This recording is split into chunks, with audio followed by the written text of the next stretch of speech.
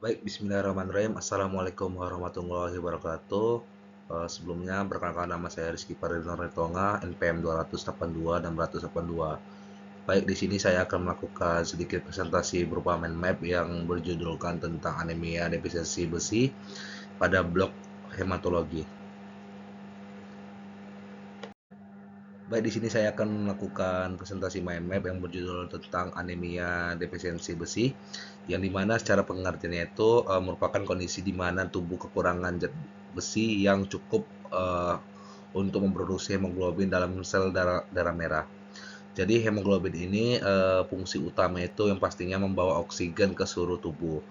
Adapun kekurangan zat besi dapat menyebabkan produksi hemoglobin yang kurang optimal. Selanjutnya di bagian etiologi dari anemia defisiensi besi. Yang pertama itu kekurangan asupan zat besi seperti kayak diet rendah zat besi terutama pada vegetarian. Terus yang kedua ada namanya peningkatan kebutuhan zat besi yang seperti kayak contohnya itu kehamilan, masa pertumbuhan dan menyusui. Terus yang ketiga ada namanya kehilangan darah, contohnya itu menstruasi berat, yang dimana perdarahan saluran pencernaan misalnya kayak tukak lambung ataupun kanker dari kolorektal.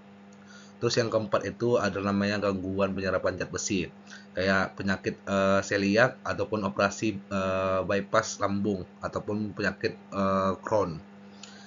Selanjutnya ada pembahasan bagian patofisiologi dari anemia defisiensi besi, yang dimana pertama itu zat besi dan hemoglobin itu digunakan dalam sintesis hemoglobin, yang dimana akan mengikat oksigen ke dalam saluran ke dalam sel darah merah itu sendiri.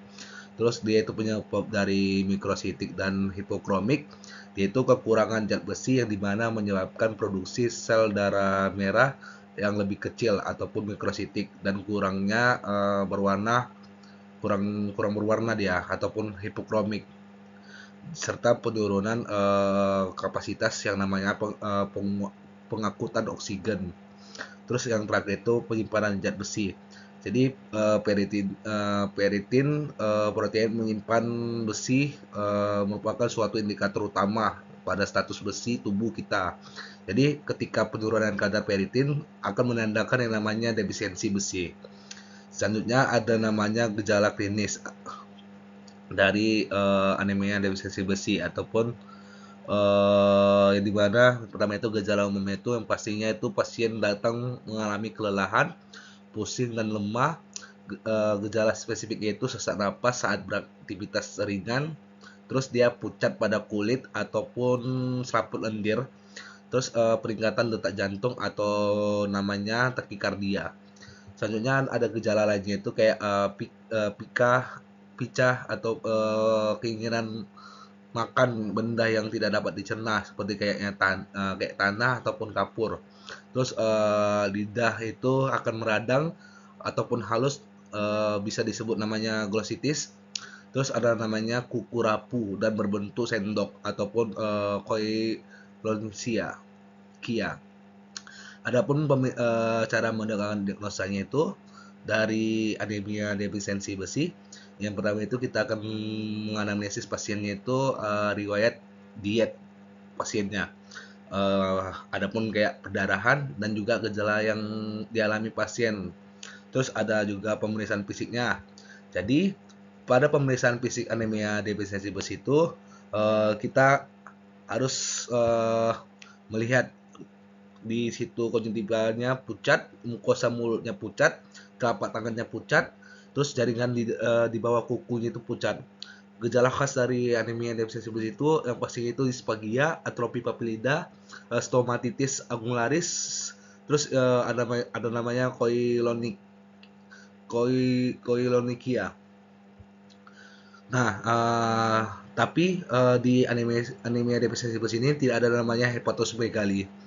Selanjutnya, adapun dari pemeriksaan penunjang dari anemia defisiensi itu yang pertama itu darah lengkap yang dimana contohnya itu HB-nya itu menurun, terus indeks eritrosit, MCP, MCH, MCHC-nya itu akan menurun, terus urin rutin, fesis rutin, layanan sekunder kayak profil besi, terus TIBC-nya itu meningkat, lebih dari 360.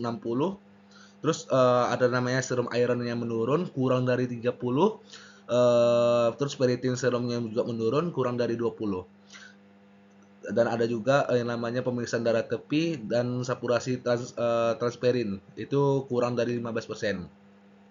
Untuk diagnosis penting itu kayak sindroma thalassemia, terus anemia penyakit kronis, terus ada namanya paroxysmal, terus sindroma anemia sideroblastik herediter.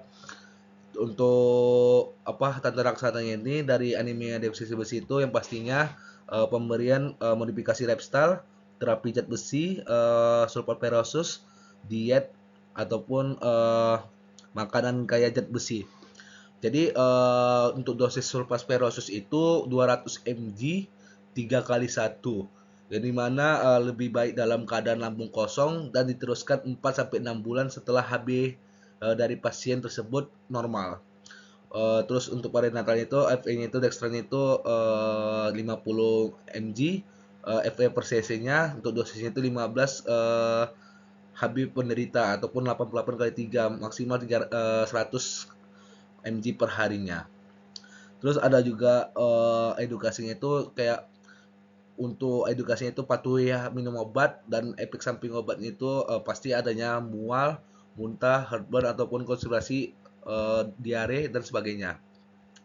Baik untuk kesimpulan dari anemia defisiensi besi ini, yang pastinya anemia defisiensi besi ini kita lihat dari MCP-nya aja. Banyak anemia-anemia yang dimana bisa disebutkan salah satunya itu dari MCP-nya. Kita lihat dari MCP-nya. Jadi di anemia defisiensi besi ini MCP-nya itu menurun dan besi serumnya itu juga menurun. Nah, MCP menurun itu dinamakan namanya mikrositik hipokromik. Untuk besi serum yang menurun itu ada yang namanya defisiensi besi, anemia defisiensi besi, terus penyakit kronik. Untuk normal itu seperti thalassemia, sideroblastik. Terus ada juga yang namanya MCP yang normal. MCP normal itu yang namanya normositik normokromik. Untuk pengecekan itu retrikulosit yang dimana meningkat itu dinamakan anemia hemolitik dan berdarah akut. Sedangkan normal ataupun menurun namanya anemia aplastik dan anemia renal serta leukemia dan sebagainya. Selanjutnya ada namanya anemia yang MCP-nya meningkat ataupun makrositik. Contohnya itu makrositik megaloblastik. Jadi contohnya itu kayak defisiensi folat, defisiensi B12. Itu aja untuk kesimpulan untuk membedakan setiap anemia-anemia tersebut. Baik, berikut referensinya di bagian atas.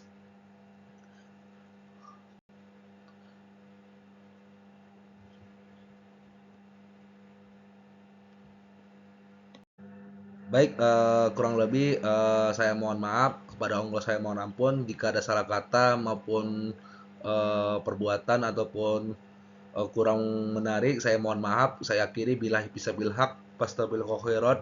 Wassalamualaikum warahmatullahi wabarakatuh. Terima kasih.